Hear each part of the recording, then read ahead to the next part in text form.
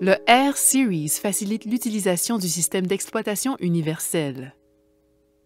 Les fonctions essentielles commencent en appuyant sur ce bouton principal et sont codées par couleur. La zone grise concerne la surveillance de votre patient. La zone rouge, la défibrillation. La zone verte, la stimulation. La gamme d'électrodes de réanimation One-Step fonctionne avec le R-Series. Il existe des électrodes pour tous les besoins, y compris des électrodes spécifiques aux patients pédiatriques. Les fonctionnalités des électrodes de réanimation One-Step comprennent des autovérifications automatisées, des connecteurs Code Ready et des alertes de péremption d'électrodes. Le R-Series peut fonctionner avec les électrodes de spécialité, les poignées internes avec cuillère d'électrode et les palettes externes de ZOLL.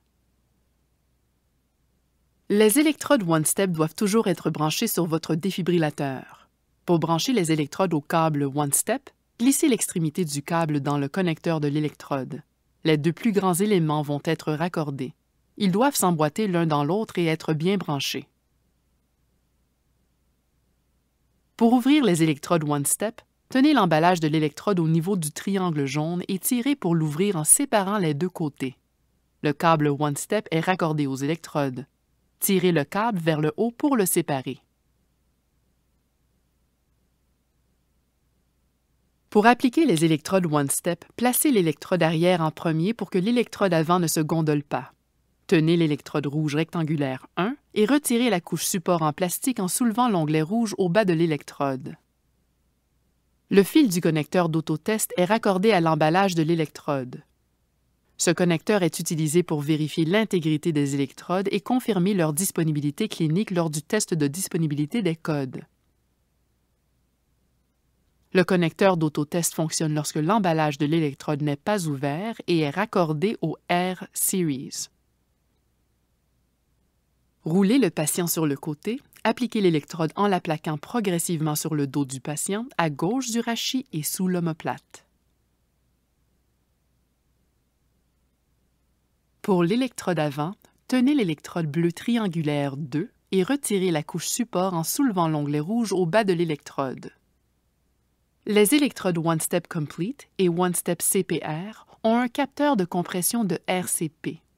Placez le capteur sur la poitrine du patient pour que la ligne verticale rouge soit au milieu du sternum et que la ligne horizontale rouge soit entre les mamelons du patient. Appliquez l'électrode en la plaquant progressivement sur le côté gauche de la poitrine du patient en situant le triangle bleu entre le sternum et le mamelon. Pour les femmes, soulevez la poitrine au besoin pour positionner l'électrode en dessous de celle-ci. Avant l'utilisation, assurez-vous que le défibrillateur R-Series soit prêt en vérifiant que la coche verte s'affiche sur le panneau avant. Si une croix rouge s'affiche, une personne doit tenter d'administrer le traitement et une autre doit courir chercher un défibrillateur affichant une coche verte. La défibrillation à l'aide d'électrodes main libre fonctionne en 3 étapes. Étape 1. Placez le sélecteur de mode sur Défib. Pour les patients adultes, le niveau d'énergie de défibrillation par défaut du R-Series de ZOLL avec l'onde biphasique rectiligne est de 120, 150, 200 joules. Les intervenants en soins avancés peuvent modifier le réglage d'énergie en appuyant sur les boutons fléchés haut ou bas, sélection d'énergie. Pour les patients pédiatriques, le niveau d'énergie de défibrillation par défaut est de 50, 70, 85 joules. Étape 2. Les intervenants en premiers soins de réanimation appuient sur Analyse et suivent les messages vocaux et les instructions à l'écran. Les intervenants en soins avancés appuient sur le bouton Charge. Avant d'administrer un choc au patient, assurez-vous que l'environnement est sûr pour la défibrillation. Retirez les arrivées d'oxygène à concentration élevée du patient. Personne ne doit toucher le patient. Assurez-vous que tous soient éloignés du patient, du lit et du matériel raccordé au patient. D'une voix forte, signalez à tout le monde de reculer. Reculez! Étape 3. Appuyez sur le bouton Choc lorsqu'allumé. Pour les patients adultes, les électrodes One-Step Complete et One-Step CPR ont un capteur de RCP. Ce capteur de RCP surveille la fréquence et l'amplitude des compressions thoraciques et envoie ces informations au R-Series. Lorsque vous administrez une RCP, vous devez utiliser une planche dorsale ou un matelas en mode RCP. Pour les patients adultes, l'évaluation de la fréquence et de la profondeur en temps réel sur le CPR dashboard du défibrillateur du R-Series comprend un témoin de la profondeur des compressions, un témoin de la fréquence des compressions, une barre de relâchement, un Perfusion Performance Indicator, PPI, des invites et messages sonores, un minuteur de RCP, un affichage de durée d'inactivité. La mesure de profondeur des compressions du R-Series peut être affichée en centimètres. Le CPR dashboard du défibrillateur du R-Series affiche une mesure numérique de chaque compression thoracique. Si votre profondeur ou fréquence des compressions s'écarte des directives recommandées, la valeur numérique de la fréquence et/ou de la profondeur sera en surbrillance et en jaune sur le CPR dashboard. Le défibrillateur R-Series émettra un message sonore. Appuyez plus fort et un métronome émettra des bips pour vous aider à atteindre 105 compressions par minute. Cette évaluation en temps réel vous assure que vous effectuez des compressions thoraciques de haute qualité.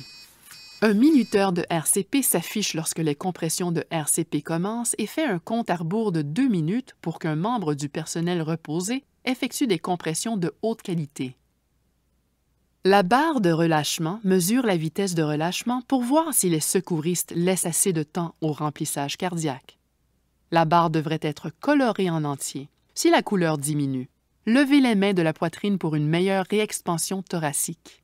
Le Perfusion Performance Indicator, PPI, intègre la fréquence et la profondeur des compressions et les temps d'interruption dans un seul indicateur visuel. Le symbole PPI en forme de losange plein fournit une indication visuelle de la performance par rapport aux directives actuelles. Si les compressions sont interrompues longtemps, la durée d'inactivité s'affiche en minutes et secondes. C'est un rappel visuel pour faciliter la minimisation de la durée de pause. La fonctionnalité See-Through CPR du R-Series filtre l'artefact de compression de l'onde ECG. Elle génère une onde ECG filtrée indiquée FIL. Ainsi, vous pouvez voir les rythmes sous-jacents sans interrompre les compressions. Cette fonctionnalité ne doit pas remplacer l'évaluation et ne fonctionne pas en mode stimulation. Les compressions de RCP doivent être interrompues lors de l'évaluation ECG en ce qui concerne la décision d'administrer un choc ou non.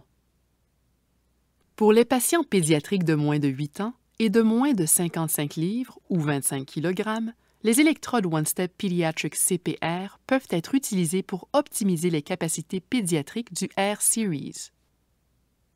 Lorsque le défibrillateur R-Series est raccordé, il diminue le niveau d'énergie à 50 joules, ajuste son algorithme d'analyse DAE sur des paramètres pédiatriques, affiche la fréquence et la profondeur des compressions sur le CPR dashboard et filtre l'artefact de compression de l'onde ECG. Les électrodes Pediatric CPR n'activent pas les messages vocaux Real CPR ou autres indications visuelles de l'inefficacité de la RCP. Le métronome retentit si les compressions ne sont pas conformes aux directives. Pour surveiller votre patient, placez le sélecteur de mode sur Moniteur. Les boutons de la zone grise affectent ce que vous voyez à l'écran. Appuyez sur le bouton Dérive pour passer d'une dérivation à l'autre, sur Amplitude pour modifier l'amplitude de l'onde ECG. Le R-Series a des options de surveillance de l'oxymétrie de pouls, de la pression artérielle non invasive et du gaz carbonique de fin d'expiration ETCO2. Des questions? Consultez votre guide de l'opérateur du R-Series ou le site web www.zoll.com pour de plus amples renseignements.